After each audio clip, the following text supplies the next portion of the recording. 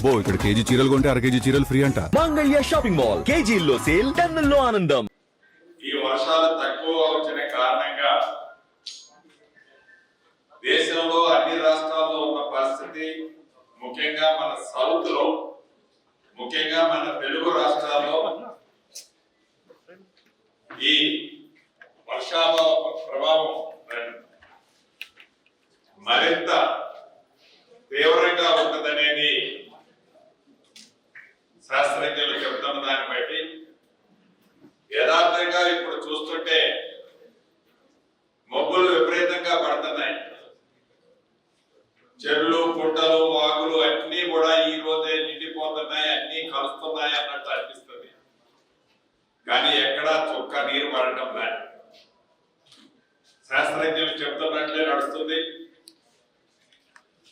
3 రోజుల క్రితం ఏదైతే కేబినెట్ జరిగిందో ఆ కేబినెట్ సమావేశంలో గౌరవ ముఖ్యమంత్రి గారి అధ్యక్షతన రాష్ట్ర కేబినెట్ ఉన్నతాధికారులందరూ ఈ వర్షపాతం తక్కువ ఉన్న కారణంగా ప్రతి ఉమ్మడి జిల్లాలకు సంబంధించిన ఇన్ఛార్జి మంత్రులు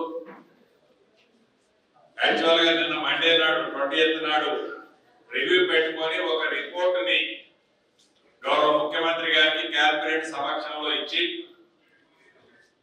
అదే రకంగా ప్రతి ఉమ్మడి జిల్లాకి ఒక సీనియర్ ఐఏఎస్ ఆఫీసర్ కూడా ఏర్పాటు చేయడం జరిగింది. ఇక్కడ కూడా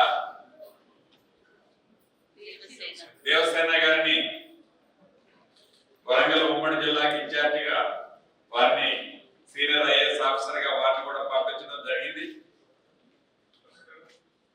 ఈ విపత్కాల పరిస్థితుల నుంచి ప్రతి ఉమ్మడి జిల్లాని ఎలా మనం ఎగ్జిట్ కావాలి,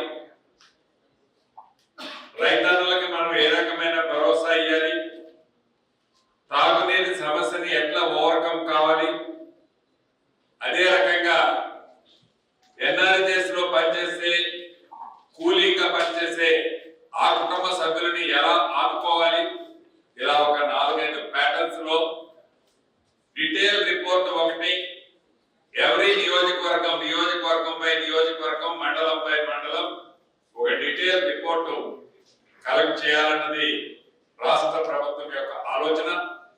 తదుపరి ఈ ఉమ్మడి జిల్లాలకు సంబంధించిన అన్ని రిపోర్ట్లు వచ్చిన తర్వాత కేబినెట్ లో డెసిషన్ తీసుకొని కేంద్ర ప్రభుత్వ పక్షాన సౌత్ లో ఉన్న ఈ సివిఆర్టీని కేంద్ర ప్రభుత్వానికి, రాష్ట్ర ప్రభుత్వ పక్షాన కేంద్ర ప్రభుత్వాన్ని ఈ రాష్ట్రానికి రావాల్సిన